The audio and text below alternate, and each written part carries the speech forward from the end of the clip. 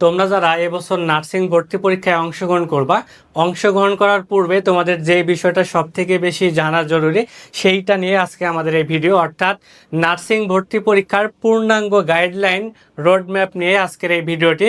অবশ্যই ভিডিওটি তোমার দেখা অবশ্যই জরুরি। কেন জরুরি? কারণ নার্সিং ভর্তি পরীক্ষায় অংশগ্রহণ করার পূর্বে তোমার জানা উচিত যে নার্সিং আসলে কিভাবে তোমাদের সকল কিছু পরিচালিত হয়। দেখো, নার্সিংয়ে আবেদন করার ক্ষেত্রে সব থেকে গুরুত্বপূর্ণ যে বিষয়টা সেটা হচ্ছে, দেখো, সাধারণ যোগ্যতার মধ্যে কি কি আছে? যে আবেদন করবে, আবেদনকারীকে অবশ্যই তোমাদের বাংলাদেশের নাগরিক হতে হবে। কি হতে হবে? বাংলাদেশের স্থায়ী নাগরিক। তো এটা অবশ্যই তোমাদের চিন্তার কোনো কারণ নেই, কারণ আমরা সবাই আসলে বাংলাদেশের স্থায়ী নাগরিক। তো পরবর্তীতে তোমরা সবাই জানো যে নার্সিং ভর্তি পরীক্ষায় কিন্তু ফার্স্ট টাইম, সেকেন্ড টাইম এবং থার্ড টাইম, অর্থাৎ থার্ড টাইম অবধি কিন্তু তোমরা পরীক্ষা দিতে পারবে, যেটা বাংলাদেশের অন্য কোনো অ্যাডমিশন সেক্টরে কিন্তু দেওয়া সম্ভব না। কিন্তু নার্সিংয়ে কিন্তু থার্ড টাইম অবধি তোমরা দিতে পারবা। অর্থাৎ যারা সেকেন্ড টাইমেও ব্যর্থ হয়েছো, ব্যর্থ হওয়ার পরে ভেঙে পড়ছো, কোথাও চান্স পাও না, তাদের জন্য কিন্তু নার্সিং একটা সুবর্ণ সুযোগ। কেননা নার্সিং ভর্তি পরীক্ষা কিন্তু তোমরা থার্ড টাইম দিতে পারবা। অর্থাৎ সামনে বছর 2027 সালে আসলে কারা কারা পরীক্ষা দিতে পারবে, কারা কারা পরীক্ষা দেওয়ার যোগ্য, সেই বিষয়টা একটু দেখো। অর্থাৎ এসএসসি ভর্তি পরীক্ষায় 2022, 23 এবং 24 সালে যারা পাশ করছো তারা কিন্তু নার্সিং ভর্তি পরীক্ষায় পরীক্ষা দেওয়ার যোগ্য। পরবর্তীতে এইচএসসি যদি আমি ধরি, এইচএসসি 2024, 25 এবং 26 সালে যারা পাশ করবে তারা কিন্তু নার্সিং ভর্তি পরীক্ষায় অংশগ্রহণ করতে পারবে। অর্থাৎ 2024 থেকে 26 পর্যন্ত নার্সিং ভর্তি পরীক্ষায় আগামী বছর তোমরা কি পরীক্ষা দিতে পারবা। এবং আরও একটা গুরুত্বপূর্ণ ফ্যাক্টর আছে, দুই পরীক্ষার মাঝে কখনোই 3 বছরের বেশি গ্যাপ থাকা যাবে না। তোমরা অনেকেই মনে করছো যে ভাই, আমি তো 2021 সালে এসএসসি দিয়েছি, আবার 2024 সালে আমি এইচএসসি দিয়েছি, বা 25 সালে এইচএসসি দিয়েছি, আমি তো অ্যাডমিশনে হয়তো সেকেন্ড টাইম এবার থার্ড টাইম পরীক্ষা দেবো, আমি কি দিতে পারবো? না, তোমরা দিতে পারবা না। কেননা অবশ্যই তোমার এসএসসি এবং এইচএসসি, এই দুইটা পরীক্ষার মাঝে অবশ্যই 3 বছরের বেশি গ্যাপ হওয়া যাবে না।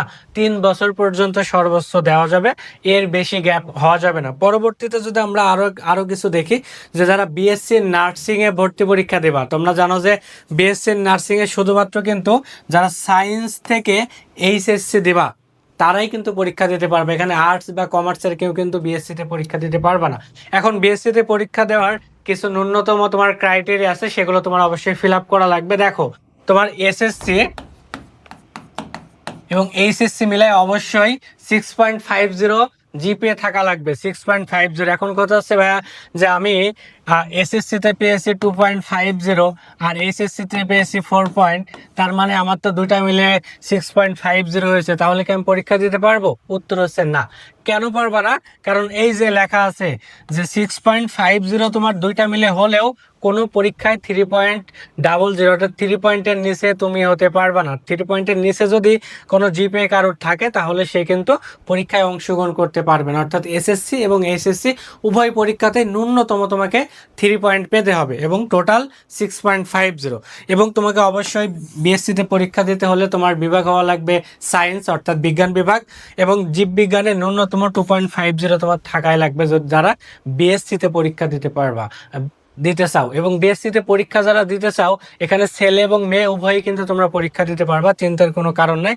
এবার আমরা একটু দেখি ডিপ্লোমা বা মিডওয়াইফারি। মনে রাখবা, মিডওয়াইফারিটা কিন্তু শুধু মেয়েদের জন্য, ঠিক আছে?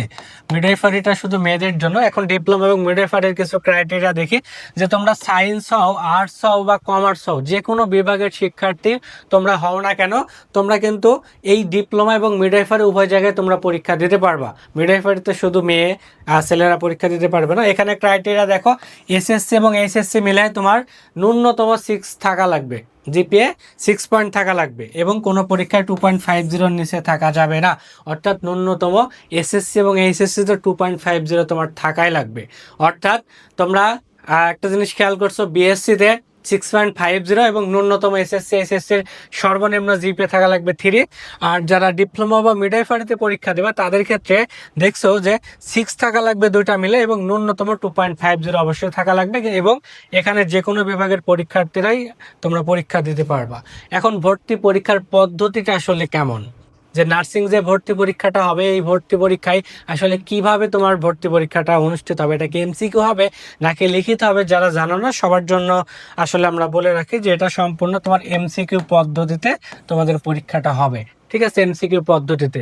সো একদম রিসেন্ট আপডেট অনুযায়ী তোমাদের সময় থাকবে 1 ঘন্টা 15 মিনিট, 1 ঘন্টা 15 মিনিটে, এবং প্রশ্ন থাকবে 100টি প্রশ্ন থাকবে। ঠিক আছে, মোট নম্বর থাকবে 100টি, সময় থাকবে 1 ঘন্টা 15 মিনিট, এবং পরীক্ষার ধরনটা কি এমসিকিউ।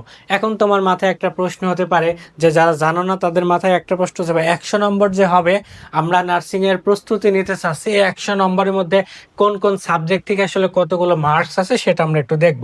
দেখো, বিএসসি এবং ডিপ্লোমার জন্য দুটো আলাদা আলাদা ক্রাইটেরিয়া থাকে। যারা বিএসসি নার্সিং পরীক্ষা দিবা ভেবেছো তাদের জন্য দেখো, বাংলাতে তোমাদের মার্ক থাকবে 15, ইংরেজিতে থাকবে হচ্ছে 20, তারপর গণিতে থাকবে 10, পাশাপাশি তোমাদের বিজ্ঞান যে অংশ, বিজ্ঞান অংশের মধ্যে মনে রাখবা, বিজ্ঞান অংশের মধ্যে তোমার এইচএসসি ফিজিক্স, কেমিস্ট্রি, বায়োলজি, এখান থেকে তোমাদের প্রশ্ন থাকবে, এখান থেকে তোমাদের 40 মার্ক, এবং জিকে এবং মানবিক গুণাবলী। ঠিক আছে, এটা গত বছর অ্যাড করছে। জিকে থেকে মনে করো তোমার 10টা প্রশ্ন থাকবে, প্লাস 5টা মানবিক গুণাবলী থেকে। মানবিক গুণাবলী নিয়ে চিন্তার কিছু নেই, এই দৈনন্দিন আসলে আমাদের যে বিষয়গুলো এগুলো থেকে আসলে খুব নর্মালি প্রশ্ন হয়ে থাকে। এটা আসলে আমাদের বিএসসি নার্সিং এর মানবন্টন। আমরা যদি একটু ডিপ্লোমা এবং মিডওয়াইফারির মানবন্টন দেখি, ডিপ্লোমা এবং মিডওয়াইফারি উভয়েরই মানবন্টন কিন্তু সেম। দেখো, এখানে বাংলা থেকে থাকবে 20টি প্রশ্ন, এবং প্রত্যেকটা প্রশ্নে থাকবে এমসিকিউ।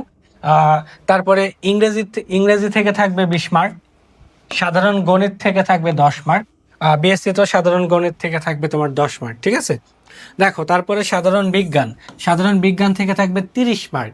এখন বলতে পারো ভাই, ডিপ্লোমা মিডওয়াইফারি বা বিএসসি দুই জায়গায় বিজ্ঞান, বাট পার্থক্যটা কি? মনে রাখবা, যারা বিএসসি এর নার্সিং ভর্তি পরীক্ষায় অংশগ্রহণ করবা তাদের বিজ্ঞান অংশটা ফিজিক্স, কেমিস্ট্রি, বায়োলজি, অর্থাৎ এইচএসসির যে বই আছে সেখান থেকে প্রশ্নগুলো হয়ে থাকবে। আর যারা ডিপ্লোমা বা মিডওয়াইফারিতে পরীক্ষা দেবে তাদের বিজ্ঞান অংশটা অধিকাংশ প্রশ্ন 9-10-এর যে বিজ্ঞানটা আছে সেই সাধারণ বিজ্ঞান থেকে হয়ে থাকবে।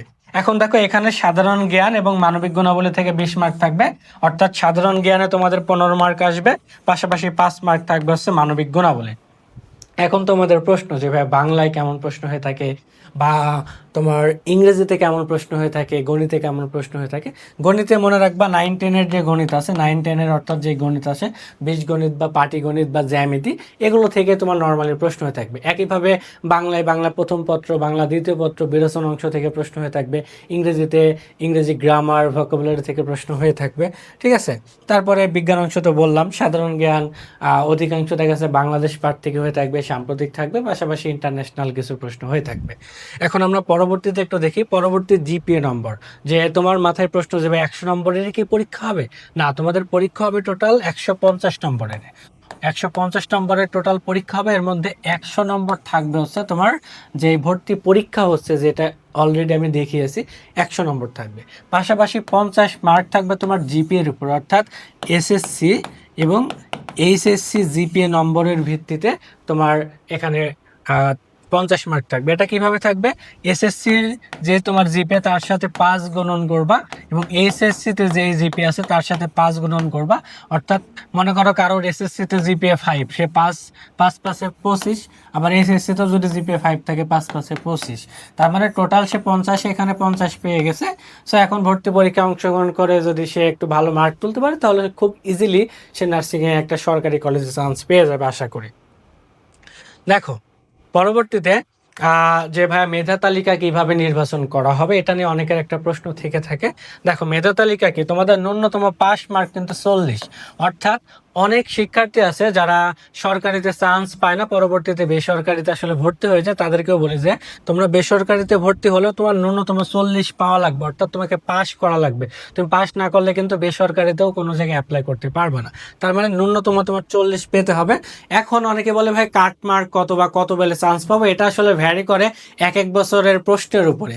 অর্থাৎ কোনো বছর টোটাল 120 পেয়েও কেউ চান্স পেয়ে যায়, কখন 125 পেয়েও আবার চান্স পায় না, যেমনটা এবছর কেউ 122-23 পেয়েও বিএসসিতে কিন্তু চান্স পায় নাই।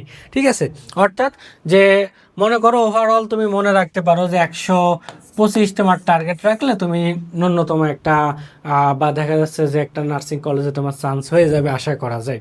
অর্থাৎ এসএসসি এবং এইচএসসি ফলাফল এবং এমসিকিউ পরীক্ষার নম্বরের ভিত্তিতে চূড়ান্ত মেধা তালিকা নির্বাচিত হবে।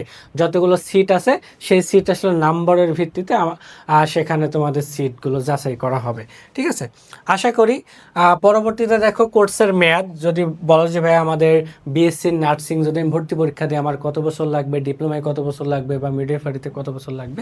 দেখো বিএসসি নার্সিং হচ্ছে 4 বছর মেয়াদে একটা কোর্স, তারপর ডিপ্লোমা নার্সিং হচ্ছে তোমার 3 বছর মেয়াদে, আর যারা মিডওয়াইফারিতে পরীক্ষা দেবে সেটাও 3 বছর মেয়াদে একটা কোর্স। অর্থাৎ ডিপ্লোমা এবং মিডওয়াইফারি 3 বছর এবং বিএসসিতে যারা ভর্তি পরীক্ষা দেবে তাদের কোর্সটা হচ্ছে 4 বছর মেয়াদি।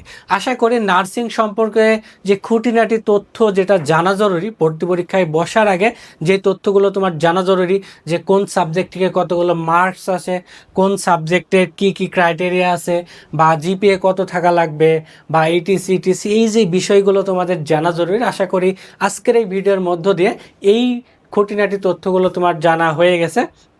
সো এরকম ভিডিও পেতে অবশ্যই তোমরা নার্সিং এডুকেশন যে ফেসবুক পেজটা আছে তোমরা ফলো দিয়ে রাখবা। আমরা তোমাদের প্রতিদিন তোমাদের গাইডলাইনমূলক ভিডিও দেওয়ার চেষ্টা করব। সবাইকে ধন্যবাদ এতক্ষণ সাথে থাকার জন্য। আসসালামু আলাইকুম।